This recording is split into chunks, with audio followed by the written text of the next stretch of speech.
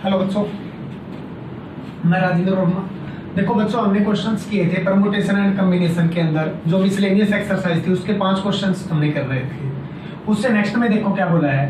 Permutation और combination में मैंने तुम्हारे को 2 चीज बताई थी। पहली चीज, परमुटेशन का यूज कब होता है और कॉम्बिनेशन का यूज कब होता है, ये अरेंजमेंट के लिए और कॉम्बिनेशन को सिलेक्शन के लिए। फिर एक और चीज बताई थी, अगर हमें अलग अलग पार्ट जितने भी है सभी की इकट्ठा जरूरत है तो हम बीच में मल्टीप्लाई यूज करेंगे। अगर पहले की जरूरत है या दूसरे की या तीसरे की या चौथे अलग अलग पर्टिकुलर पार्ट में जरूरत होती थी तो हम बीच में क्या करते थे, प्लस करते थे। लेकिन हमारे पास ये प्लस करने वाला कोई क्वेश्चन अभी तक नहीं आया था, ठीक है। तो इन क्वेश्चनों में एक ऐसा क्वेश्चन है जो हमें बीच में प्लस करना पड़ेगा और सभी की इकट्ठी जरूरत है तो वहां पे हम किसका यूज करते थे, मल्टीप्लाई का यूज करते थे। क्वेश्चंस को देखो, ध्यान से पढ़ना है, स्टेटमेंट पढ़ो, अपने आप पता चलता रहेगा कॉम्बिनेशन का यूज करना है, परमुटेशन का यूज करना है, मल्टीप्लाई करनी है या फिर प्लस करना। बस स्टेटमेंट को ध्यान से देखो और जो मैंने तुम्हारे को पॉइंट्स बताए थे कि यूज कैसे करना है, किसका होगा, उनको फोकस करना है। देखो क्वेश्चन नंबर 7 में क्या बोला है, सॉल्यूशन 7 का। इन एन एग्जामिनेशन एक क्वेश्चन पेपर में हमारे पास 12 क्वेश्चंस है जिसके 2 पार्ट बना रखे, पार्ट 1 और पार्ट 2। देखो क्या बोला है, पार्ट 1 के अंदर 5 क्वेश्चंस है और पार्ट 2 के अंदर 7 क्वेश्चंस है। हमें इसमें से 8 क्वेश्चन को सिलेक्ट करना है। अब ध्यान से पढ़ना, सिलेक्ट करना है। सिलेक्ट करना तो किसका यूज हो जाएगा, कॉम्बिनेशन का। पहला वर्ड पता चल गया। सिलेक्ट करना तो किसका यूज होगा, यहाँ पे कॉम्बिनेशन का यूज होगा। उसके बाद में देखो क्या बोला है, selecting at least 3 question from each part. हर एक पार्ट में से 3 क्वेश्चन आने चाहिए बच्चों। मैं सबसे कम क्वेश्चन है वहां से लेता हूं। देखो इसमें से 3 पार्ट या 4 आ सकते हैं या 5 क्वेश्चन, इससे ज्यादा तो नहीं आ सकते। कम से कम 3 होने चाहिए, ज्यादा आ सकते हैं। अगर यहां से 3 क्वेश्चन आए तो यहां से 5 क्वेश्चन आएंगे। ये हमारा पहला केस हो गया। अगर यहां से 4 है तो यहां से भी 4 आने चाहिए क्योंकि दोनों का सम टोटल है क्वेश्चन। ये मेरा केस सेकंड हो गया। यहां से 5 तो यहां से 3, यहां पे मेरा केस थर्ड हो गया। 3 से कम क्वेश्चन किसी में भी नहीं होने चाहिए, ये उसने कंडीशन लगाई थी। देखो बच्चों क्या बोला है, केस फर्स्ट हमारा क्या है, 5 question from part 1 and 7 question from part 2। तो बोलो पहला काम क्या आएगा, case 1, if 3 questions select from part 1 and 5 questions select from part 2। बोलो therefore 3 क्वेश्चन सिलेक्ट करने हमने पार्ट 1 में से। पार्ट 1 में 5 क्वेश्चन में से 3 सिलेक्ट करने, तो बोलो क्या आएगा, 5C2। इसी के साथ इकट्ठा जरूरत इसके तो मल्टीप्लाई 7 में से 5 सिलेक्ट करने बच्चों, तो बोलो क्या आएगा, 7C5। कैलकुलेशन कर सकते या नहीं कर सकते, कर लेना बच्चों, 210 आएगा। 5C2 multiply 7C5 210। अब बोलो केस सेकंड क्या बनेगा, if 4 question select from part 1, if 4 questions select from part 1 and 4 question select from part second. बोलो क्या आएगा, पार्ट 1 में से 4 क्वेश्चन सिलेक्ट करने, 5 में से 4 क्वेश्चन सिलेक्ट करेंगे तो 5C4 मल्टीप्लाई में 7 में से 4 को सिलेक्ट करना तो बच्चों 7C4 मल्टीप्लाई कर लेंगे, इसकी मल्टीप्लाई कर लेना बच्चों 175 आएगा। सोल्व तो कर लेंगे। 5C4 की वैल्यू आएगी 5, 7C4 की वैल्यू, यानी कि हमने जब कॉम्बिनेशन का पहला लेक्चर किया था उसके अंदर हमने इन वैल्यू को निकालना सीखा था, तो वैल्यू कितनी आएगी, 175। अब बोलो केस 3 क्या था मेरा, if 5 questions select from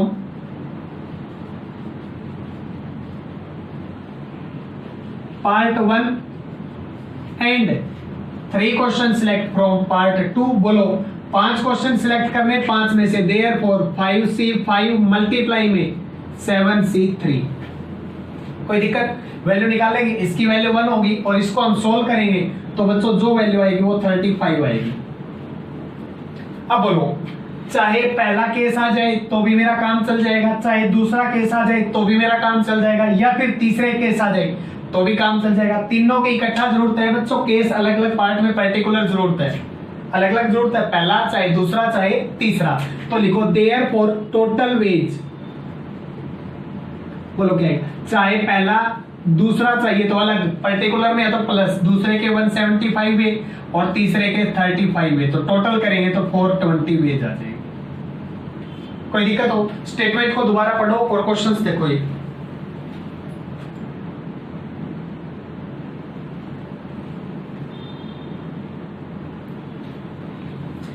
बच्चों क्वेश्चन की स्टेटमेंट ध्यान से पढ़नी है, अपने आप पता चल जाएगा क्या करना है। नेक्स्ट में देखो क्वेश्चन नंबर 8 में क्या बोला है, determine the number of 5 cards, हमें 5 कार्ड को बच्चों लेना है, कितने में से, 52 में से। ईच सिलेक्शन, हर एक सिलेक्शन सेलेक्ट करना आपकी बारी। Each selection of 5 card, 5 card में एग्जैक्टली 1 किंग होना चाहिए बच्चों। देखो सॉल्यूशन क्या है, बोलो टोटल किंग कार्ड कितने हैं, is equal to 52। Total king कितने होते हैं इसमें, 52 में किंग होते हैं 4, तो बोलो देयरफॉर नॉन किंग कार्ड कितने बच गए, 52। अब देखो उसने बोलना क्या है, हमें एग्जैक्टली केवल एक किंग चाहिए बच्चों, 4 में से एक किंग को सिलेक्ट करना है, तो बोलो therefore number of ways to select 5 cards in which exactly 1 king is equal to, बोलो क्या आएगा, 4 में से एक किंग सिलेक्ट करना, इनटू में बाकी कार्ड मेरे पास बचे, नॉन किंग कार्ड बचे 48, नॉन किंग कार्ड मेरे कितने, 48 में से कितने सिलेक्ट करने हैं, टोटल कार्ड 5 चाहिए बच्चों, एक आ चुका तो कितने बचे 4।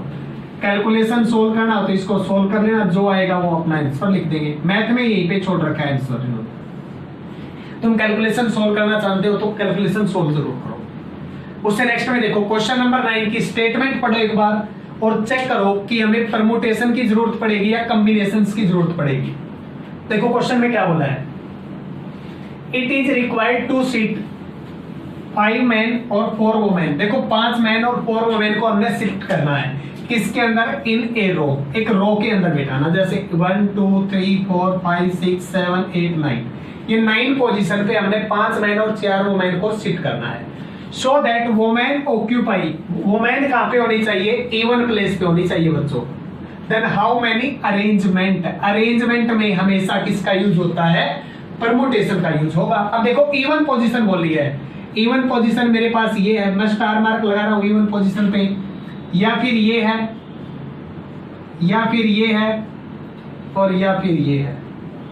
अब बताओ मेरे पास इवन पोजीशन कितनी है, 4 में 4 वुमेन को अरेंज करना है, अरेंजमेंट में यूज होगा परमुटेशन का बच्चों। देखो क्या है, यानी कि इन 4 पोजीशन पे 4 वुमेन को रखना है, तो बोलो therefore number of ways to arrange 4 women on 4 even positions, 4 even position पे 4 महिलाओं को कितने तरीके से बैठा सकते हैं, 4p4, या फिर लिख देंगे हम 4 का फैक्टोरियल। देखो पहली वुमेन 4 में से किसी एक जगह पे बैठ जाए तो पहली के बैठने के वे 4, दूसरी फिर 3 में से कहीं पे बैठेगी तो 3, तीसरी के इन 2 में से कहीं पे बैठ सकती है तो 2, और फोर्थ के तो टोटल यह 4 फैक्टोरियल इज इक्वल टू कितना होता है बच्चों, 24 वेज। कोई दिक्कत? अब देखो 5 वुमेन मैन बच गए तो वे 5 इन पोजीशंस पे बैठ सकते हैं, तो बोलो क्या लिखेंगे, number of ways to arrange 5 mens on 5 positions, 5 व्यक्तियों को 5 जगह पे कितने तरीके से बैठा सकते हैं, 5 फैक्टोरियल से, और 5 फैक्टोरियल की वैल्यू होती है हमारी 120 वेज। अब बताओ बच्चों क्या बोला है, दोनों को हमें इकट्ठा बैठाना है तब जाके 9 के 9 सीट हो गए, तो बोलो देयरफॉर टोटल वेज, बोलो दोनों की इकट्ठा जरूरत है तो बीच में मल्टीप्लाई यूज होगी करना, 0 एज इट इज, 12 चौके 48, 4 12 दूनी 24 और 4 28, तो 2880 वेज आ जाए। कोई दिक्कत हो?